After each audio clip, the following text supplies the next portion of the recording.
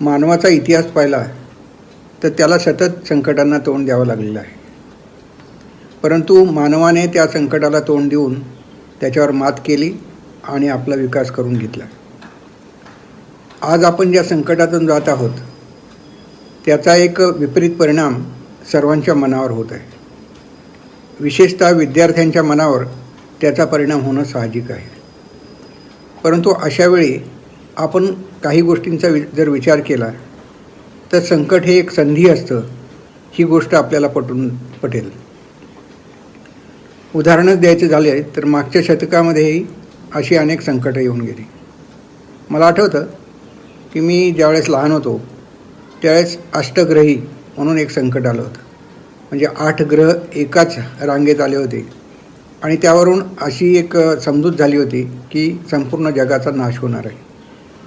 आणि त्यावेळेसुद्धा अशी दहशत निर्माण झाली होती आणि अनेक लोक निराश झाले होते. खरं तर काहींनी आपला जमीन जुमला किंवा इस्टेट पण विकून संपूर्ण म्हणजे स्वतःला मुक्त करून घेतलं होतं. परंतु त्यांच्या दुर्दैवाने आणि आपल्या सुदैवाने असं काही घडलं नाही आणि नंतर त्यांना पश्चाताप करण्याची वेळ आली. अशीच घटना अगदी मागच्या शतकाच्या शेवटी घडली आणि ती म्हणजे स्वित्झर्लंडमध्ये CERN नावाची एक लॅबोरेटरी आहे. आणि या लॅबोरेटरीमध्ये, या प्रयोगशाळेमध्ये जे अणूमधले सूक्ष्म कण असतात, प्रोटॉन वगैरे, तर त्यांच्यावर प्रयोग केले जातात. तर त्यासाठी त्यांनी एक 27 किलोमीटर व्यास असलेली एक नळी, पोकळ नळी बनवलेली आहे आणि त्याच्यामध्ये या कणांना खूप वेग दिला जातो आणि प्रचंड वेगाने या कणांचे 2 झोत ज्यावेळेस एकमेकांवर आदळतात त्यावेळेस जी परिस्थिती निर्माण होती ती परिस्थिती हे जग निर्माण होताना जो महास्फोट झाला त्या स्फोटाप्रमाणे असते. आणि त्यामध्ये असं दिसून आलं की काही प्रमाणामध्ये त्यामध्ये कृष्णविवर म्हणजे ब्लॅक होल निर्माण होतात. आणि तुम्हाला माहिती आहे की ब्लॅक होलची रचनाच अशी असते किंवा त्याचे गुणधर्म असे असतात की त्या ठिकाणी गुरुत्वाकर्षण एवढं मोठं असतं की कुठलीही वस्तू त्यातनं परत येऊ शकत नाही. आणि हे जे कृष्णविवर निर्माण होत होते किंवा ब्लॅक होल्स निर्माण होत होते ते अतिशय सूक्ष्म होते आणि त्याचा काही परिणाम होण्याची शक्यताही नव्हती. परंतु एका शास्त्रज्ञाच्या डोक्यात काहीतरी कल्पना आली आणि त्यांनी असं प्रतिपादन केलं की ही कृष्णविवर मोठे होऊ शकतात. कारण या विवरांचा असा एक गुणधर्म आहे की ते त्यांच्याजवळ येणारं सर्व जे काही वस्तुमान असेल त्याचं शोषण करतात आणि मोठी होतात. आणि त्याने असं म्हटलं की ही सूक्ष्म कृष्णविवरं मोठी होत जातील आणि ती सगळी पृथ्वीच गिळंकृत करतील. आणि मला आठवतं की त्यावेळेसुद्धा अशाच प्रकारची दहशत निर्माण झाली होती आणि विद्यार्थ्यांच्या मनावर अतिशय प्रतिकूल असा परिणाम झाला होता. त्या काळी मला अनेक फोन आले होते आणि मी सगळ्यांना समजून सांगण्याचा प्रयत्न केला की असं काही घडणार नाही आहे, ही एक कल्पना आहे आणि त्याकडे आपण लक्ष नाही दिलं पाहिजे. आणि जगातील अनेक शास्त्रज्ञांनी तसं प्रतिपादन केलं होतं आणि त्याप्रमाणे घडलं की त्या कृष्णविवरांचा काही परिणाम झाला नाही.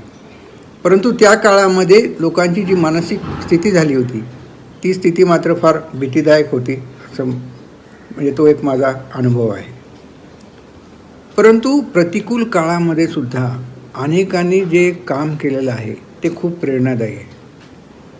हिटलरनी ज्यावेळेस ज्यूंवर अत्याचार सुरू केले दुसऱ्या महायुद्धाच्या अगोदर त्यावेळेस अनेकांना त्यांनी कॉन्सन्ट्रेशन कॅम्पमध्ये ठेवलं होतं आणि अशा कॉन्सन्ट्रेशन कॅम्पमध्ये काही विद्यार्थी होते.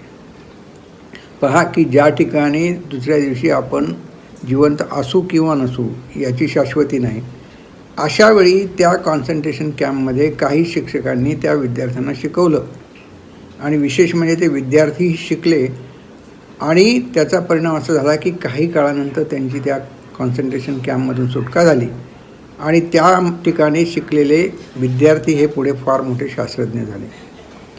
याचा अर्थ असा आहे की संकट कितीही कठीण असलं तरी आपण धीर सोडता कामा नये आणि पाठीमागे आपला जो अनुभव आहे त्या अनुभवाचा आपण उपयोग करायला शिकलं पाहिजे. आता दुसरी गोष्ट म्हणजे त्यासाठी काय हवं, तर त्यासाठी इतिहासातून आपल्याला धडे घेतले पाहिजेत. परंतु त्याच वेळी अशी काही उदाहरणं आहेत किती उदाहरणं आपल्याला दुर्दम्य असा आशावाद आपल्याला आपल्यासमोर आणतात. त्याचं एक चांगलं उदाहरण आहे युरी गागारिनचं. युरी गागारिन हा अंतराळात गेलेला पहिला अवकाशयात्री. हा रशियन होता आणि त्यावेळी अवकाशात कुणीही गेलं नसल्यामुळे अवकाशात काय परिस्थिती असेल याची कल्पना नव्हती आणि त्यामुळे शास्त्रज्ञांच्या मनामध्ये सुद्धा एक भीती होती. शिवाय त्यावेळेचं तंत्रज्ञानही तेवढं प्रगत नव्हतं, त्यामुळे ते गेलेलं यान परत येईल याची खात्री नव्हती. आणि असं असल्यामुळे अवकाशात जायला तसं कोणी तयार नव्हतं. परंतु युरी गागारिन हा एवढा धीट होता की त्यांनी स्वतःहून सांगितलं की मी अवकाशात जायला तयार आहे. आणि ते अवकाशात यान गेलं. ते पृथ्वीभोवती त्यांनी प्रदक्षिणा मारली आणि ते पुन्हा सुखरूप पृथ्वीवर आलं. ते सुखरूप पृथ्वीवर आल्यानंतर युरी गागारिनला एक प्रश्न विचारला गेला आणि त्याला विचारलं की तुझी मनस्थिती काय होती किंवा तुला काय वाटतं आता की एवढा मोठा पराक्रम करून तू आलेला आहे, एवढ्या मोठ्या अनिश्चिततेच्या काळामध्ये तुझी मानसिक स्थिती काय होती, तुला काय अनुभव आला. तर त्यांनी एक सुंदर वाक्य म्हणलं. तो म्हणाला की devil is not so cruel as it is painted. याचा अर्थ असा होतो की संकट काही तेवढी दुर्दम्य किंवा न सुटणारी नसतात की जितकी आपण त्याची कल्पना करतो. म्हणजे आपण संकटाची एवढी कल्पना करतो की त्यामुळे असं वाटतं की ह्या संकटावर मात करणं अशक्य आहे, परंतु असं असत नाही. आणि मला असं वाटतं की हे एक फार चांगलं उदाहरण आपल्यासमोर आहे. दुसरं एक उदाहरण आपल्या मराठवाड्यातलंच आहे. मी कुलगुरू असताना 2014 साली खूप प्रचंड दुष्काळ पडला होता आणि परिस्थिती खूप बिकट झाली होती. विशेषतः विद्यार्थ्यांची परिस्थिती खूपच बिकट होती.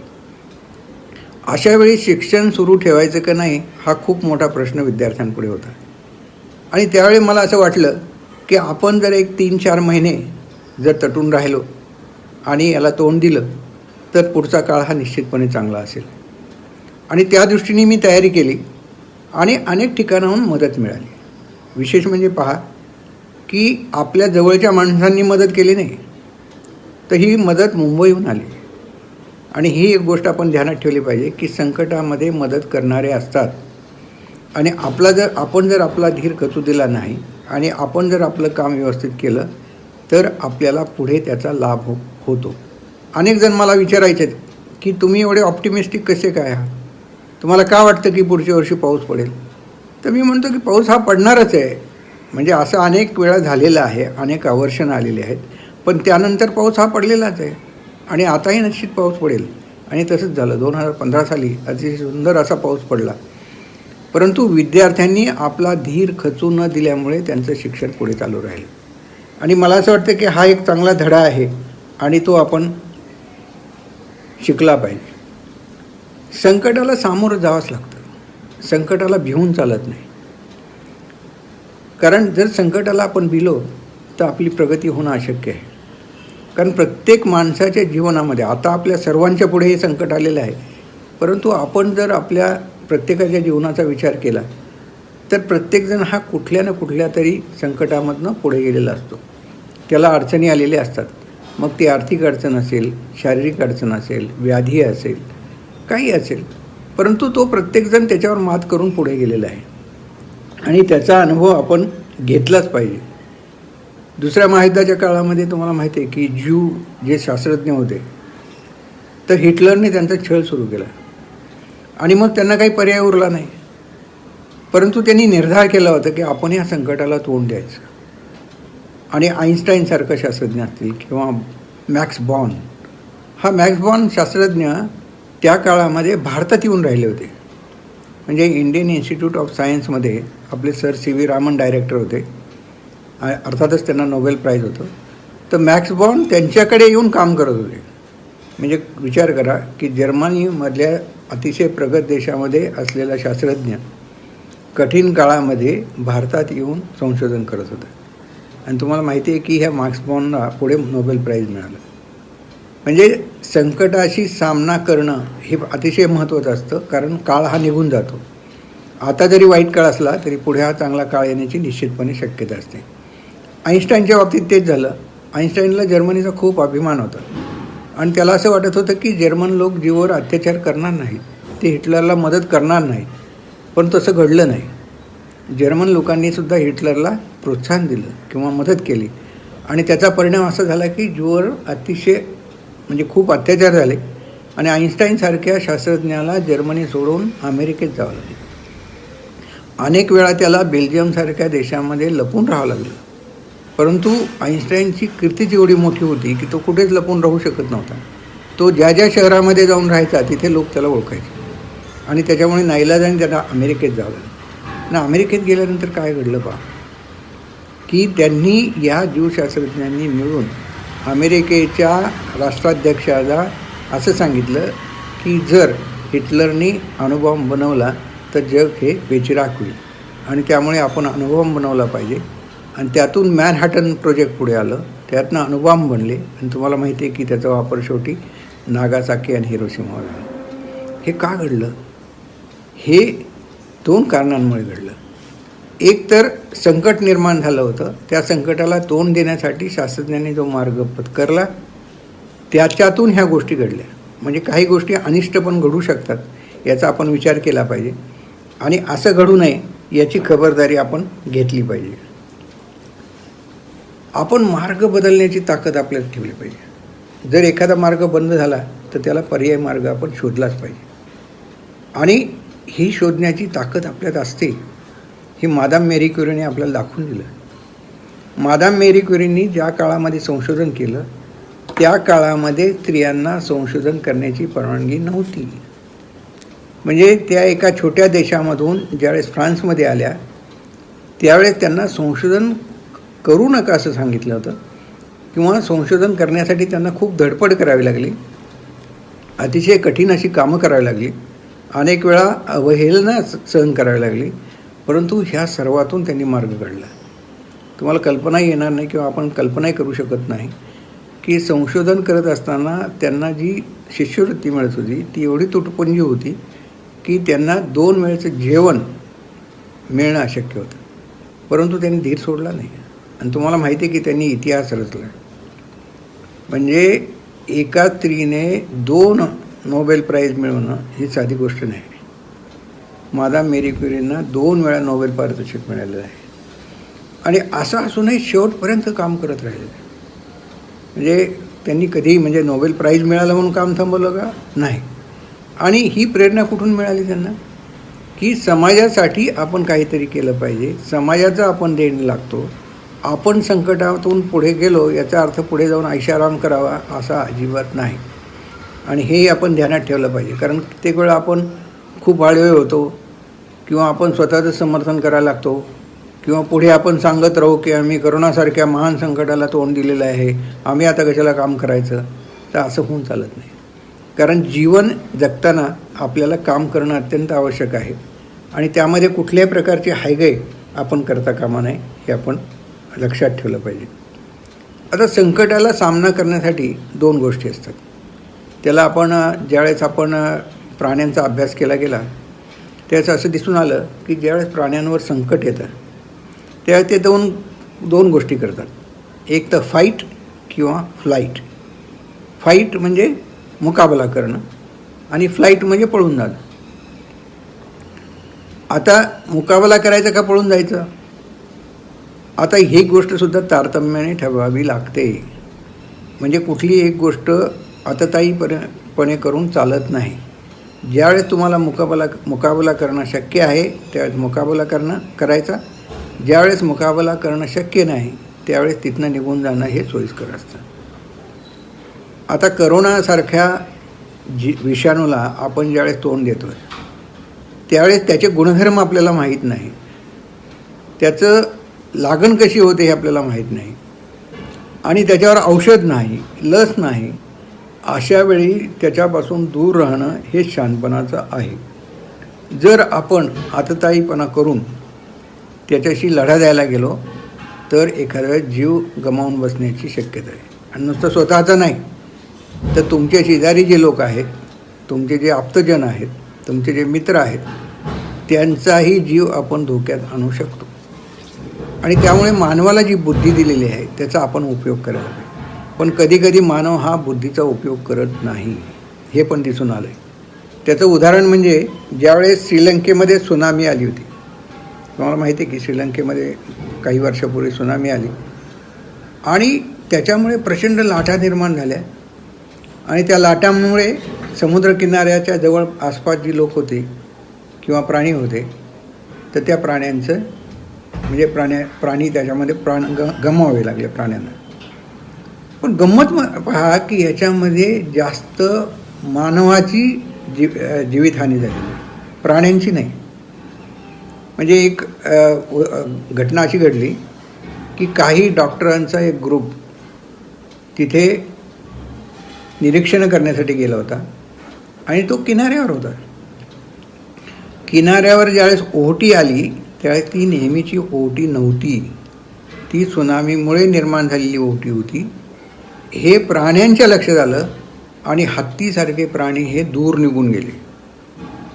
मानवाच्या हे लक्षात आलं नाही, कारण मानव हा कधीकधी आपल्या बुद्धीचा जास्त अभिमान बाळगतो आणि असं कधी घडणं शक्य नाही, असं कशाला होईल असा विचार करून ते तिथेच थांबले आणि त्यांना आपला जीव गमवावा लागला.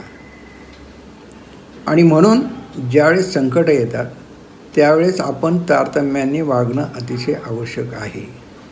आणि सध्याच्या काळामध्ये आपल्याला ज्या सूचना दिलेल्या आहेत त्या सूचना